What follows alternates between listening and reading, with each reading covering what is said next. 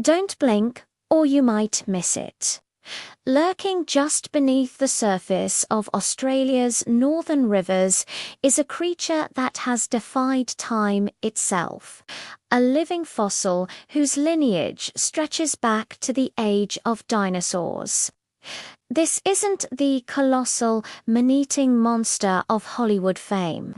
This is something far more subtle, more ancient, and in many ways more fascinating.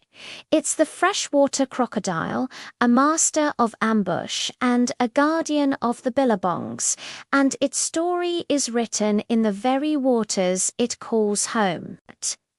But what secrets does this slender-snouted reptile hold?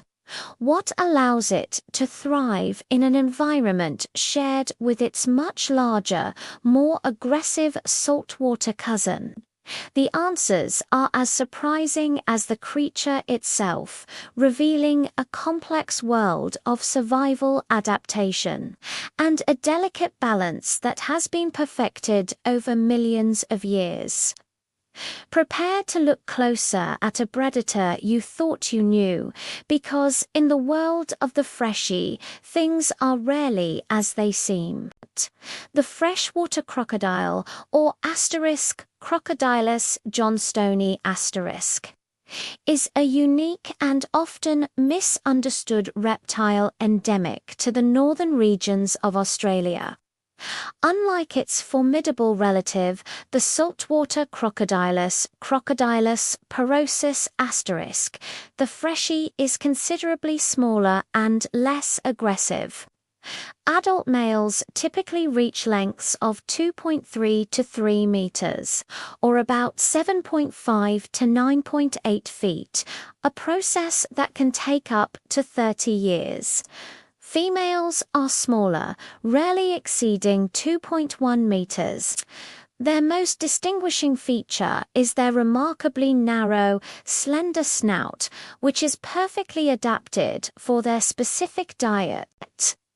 This delicate-looking jaw is lined with 68 to 72 sharp, needle-like teeth, designed not for crushing large prey, but for snapping up smaller, quicker animals with lightning speed.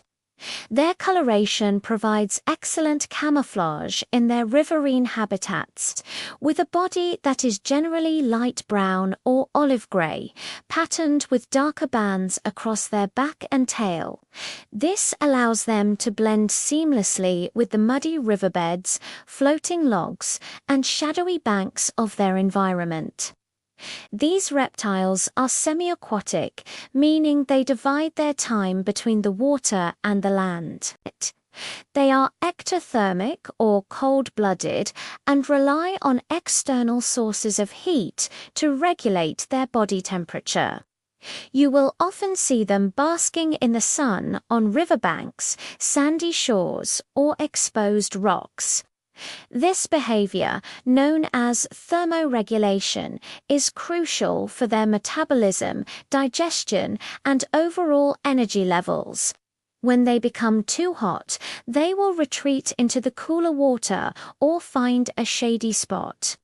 Sometimes they will lie with their mouths agape, a behavior called gaping, which helps them dissipate heat. While in the water, only their eyes, ears, and nostrils, which are positioned on the top of their head, may be visible above the surface. This adaptation allows them to remain almost completely submerged while still being able to see, hear, and breathe, making them incredibly effective ambush predators. The diet of the freshwater crocodile is a direct reflection of its specialized anatomy. That slender snout isn't built for tackling large mammals like kangaroos or cattle. Instead, it is a precision instrument for catching a variety of smaller prey.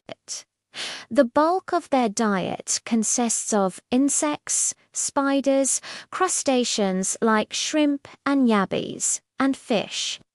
They are incredibly agile hunters in the water, capable of rapid-fire snaps to catch darting fish or unsuspecting insects that fall onto the water's surface.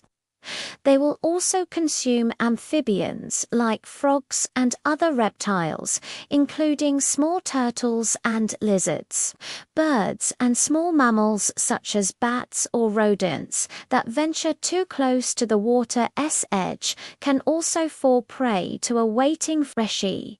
They are opportunistic feeders and their diet can change with the seasons. But during the dry season, when water bodies shrink, they may have to compete more intensely for a limited food supply, while the wet season brings an abundance of prey as the rivers swell and floodplains become inundated.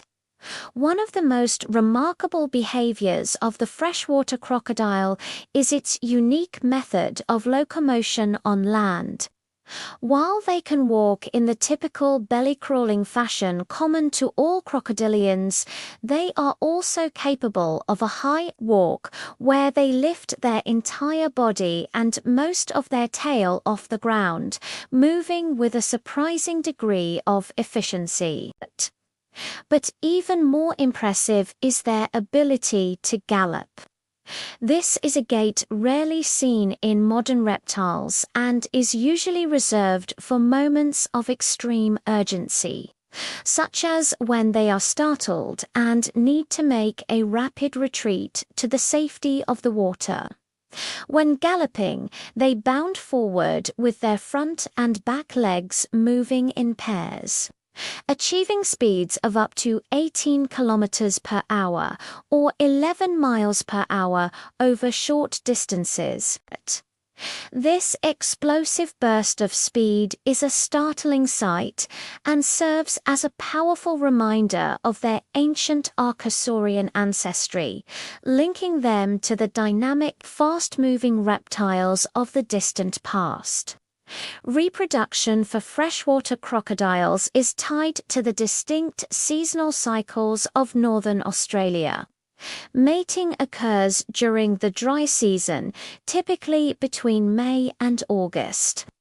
After a successful courtship, the female will seek out a suitable nesting site, usually a sandy bank or a carefully excavated hole near the permanent water of a billabong or river.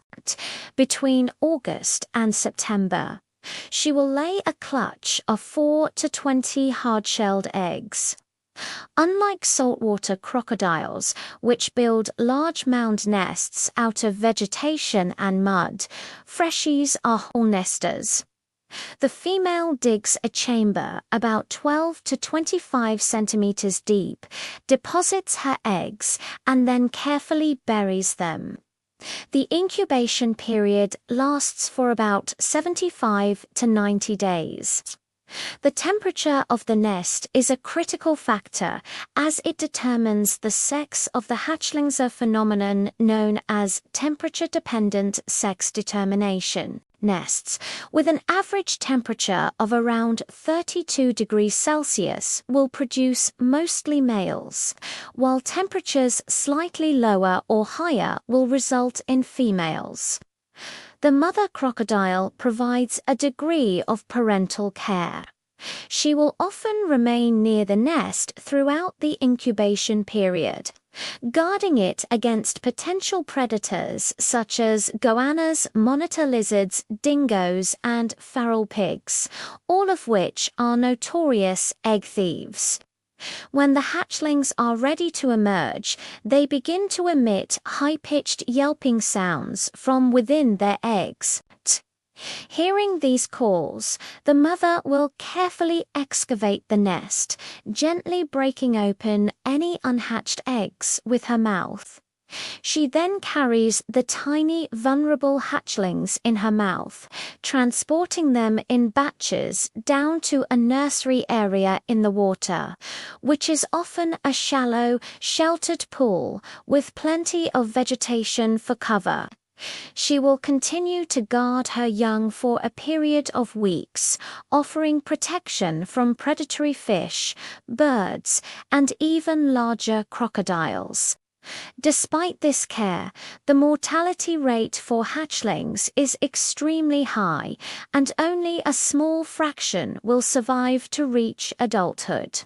Freshwater crocodiles inhabit a range of freshwater environments across northern Australia, from the Kimberley region of Western Australia across the top end of the Northern Territory and into the Cape York Peninsula in Queensland. They are found in rivers, creeks, billabongs, and freshwater swamps, although they are primarily a freshwater species. They do have a limited tolerance for salinity and can occasionally be found in brackish estuarine areas. However, this is where they come into direct competition with the much larger and more dominant saltwater crocodile. In areas where both species coexist, freshies are typically relegated to the upstream, purely freshwater sections of the river system, while the salties dominate the more productive, tidally influenced estuaries and lower river reaches. This ecological partitioning helps to reduce direct conflict between the two species. The relationship between humans and freshwater crocodiles is complex. For thousands of years, indigenous Australians have coexisted with them, and the crocodile holds significant cultural and spiritual importance in many communities. To the general public, however, they have long been overshadowed by the fearsome reputation of their saltwater cousins. Freshwater crocodiles are not considered aggressive towards humans and are generally shy, preferring to flee rather than confront a person. Bites are rare and almost always the result of a crocodile being accidentally cornered, captured, or provoked. The majority of recorded incidents have resulted in minor lacerations, a defensive snap, rather than a predatory attack. Their small teeth and slender jaws are simply not designed to inflict the kind of catastrophic damage that a saltwater crocodile is capable of. Despite their non-aggressive nature, the species faced a severe threat in the mid-20th century due to commercial hunting for their hides. Their populations plummeted between the 1940s and the 1960s. Fortunately, legal protection was granted in the 1960s and 1970s, which allowed their numbers to recover significantly. Today, they are listed as a species of least concern by the IUCN, with a healthy and stable population estimated to be around 100,000 individuals. However, they face ongoing and emerging threats. Habitat degradation from agriculture and mining can impact their nesting sites and water quality. But the most significant modern threat has been the invasion of the toxic cane toad. These toads were introduced to Australia in 1935 and have spread across the Freshies range. Crocodiles that eat the toads are poisoned by the powerful bufotoxin in their skin, leading to widespread mortality in some local populations. There is evidence, however, that some crocodile populations are learning to avoid the toads. And natural selection may be favoring individuals with a higher tolerance to the toxin, offering a glimmer of hope for their long-term adaptation and survival in a changing world.